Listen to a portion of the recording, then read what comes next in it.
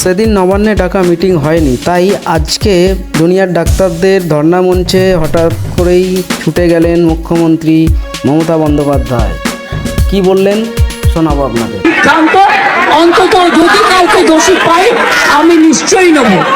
আমি আপনাদের এটুকু বলবার জন্য এসেছিলাম, আমি আশা করি আপনারা এত কষ্টের মধ্যে বৃষ্টিতে ভিজছেন এবং আপনাদেরও পরিবার চিন্তায় আছে এবং আমি মনে করি অনেক মানুষও মারা যাচ্ছে।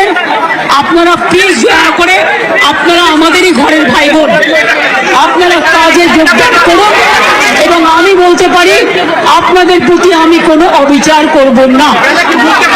আমি একটা কথা বলে যাই, হাসপাতালের ডেভেলপমেন্ট, ইনফ্রাস্ট্রাকচার সব কাজ আমরা শুরু করে দিয়েছি এবং করব।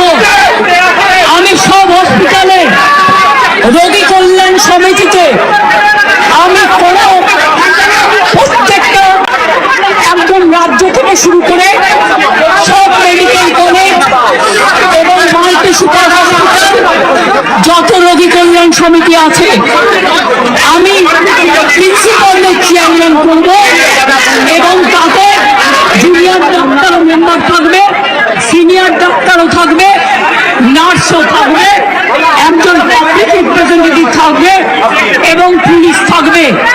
এই সিদ্ধান্ত আমি নিয়েছি। আপনাদের আরজিকর মেডিকেল কলেজেরও আমি রোগী কল্যাণ সমিতি ভেঙে দিলাম এবং সব মেডিকেল কলেজে আমি রোগী কল্যাণ সমিতি ভেঙে দিলাম। আমি নতুন করে এটা তৈরি করব এবং আপনাদের আমি বলতে পারি বাদবাকি আপনাদের যে ডিমান্ড আছে আপনারা আমাকে বলেছেন, যদি সত্যি কেউ দোষী হয় দোষীরা শাস্তি পাবে। দোষীরা কেউ আমার বন্ধু নয়, দোষীরা কেউ আমার শত্রুও নয়।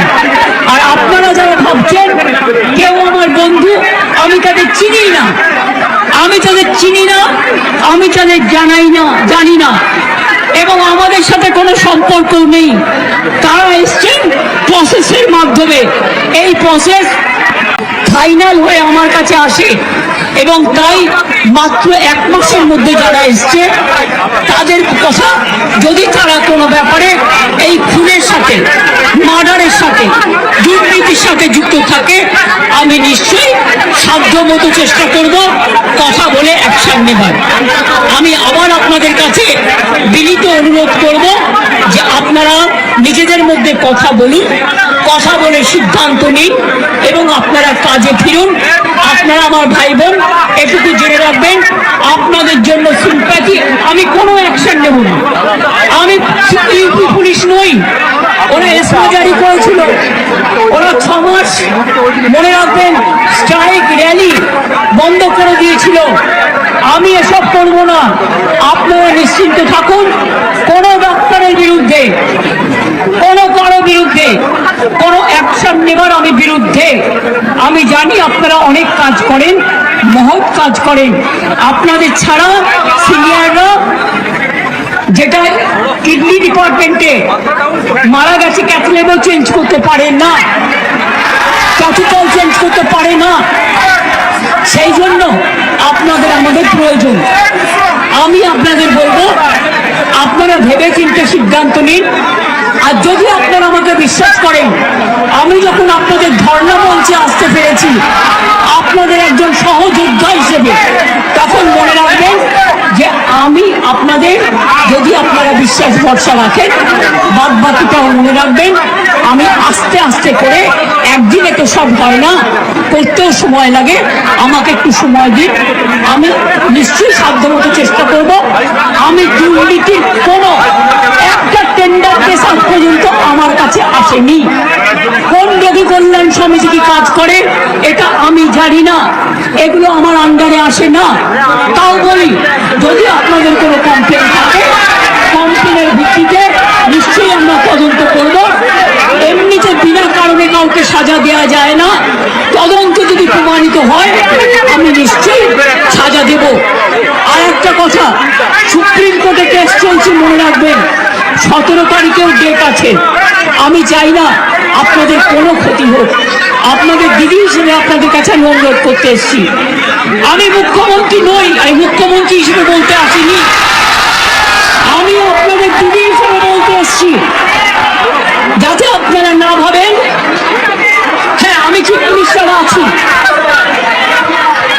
আমি একটা পার্টিও বিলংস করি, কিন্তু আপনাদের কাছে এসেছি যদি বলেন as a chief minister, as a elder sister, এবং আপনাদের আন্দোলনের সমব্যথী এবং সমসাথী, তাহলে আপনাদের অনুরোধ করব আমার কথা শুনুন।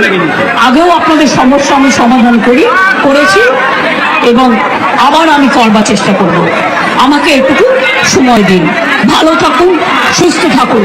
আর একটা কথা বলবো, যে যা খাবার দিচ্ছে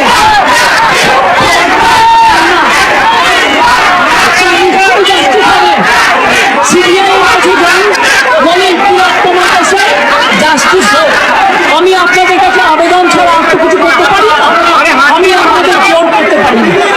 আমি আপনাদের কাছে আবেদন করে গেলাম, যদি আপনারা মনে করেন আপনাদের ধর্ণা মঞ্চে আসার ফলেও আমি 26 দিন অনুষ্ঠান করেছিলাম, মনে রাখবেন সিপিএম গভর্নমেন্ট ছিল পাওয়ারে, একদিনের জন্য কেউ আমাকে কথা বলতে আসেননি, কিন্তু তা সত্ত্বেও আমি এসেছি। তার কারণ আমি মনে করি আপনাদের কাছে আসা মানে এটা নিজেকে ছোট করা নয়, এটা নিজেকে বড় করা। তাই আপনাদের আবার আবেদন করব, আপনারা বসুন, আপনারা আলোচনা করুন, করে সিদ্ধান্ত নিন। আমার এটা লাস্ট চেষ্টা আপনাদের জন্য করে গেলাম, বাদ বাকিরা যদি আমার উপর ছেড়ে দেন আপনারা জাস্টিস পাবেন, আপনারা ইনজাস্টিস হবে না, এটুকু আমি বলতে পারি। অনেক ধন্যবাদ, নমস্কার, এবং আপনাদের সকলকে অনেক অনেক ধন্যবাদ জানাই।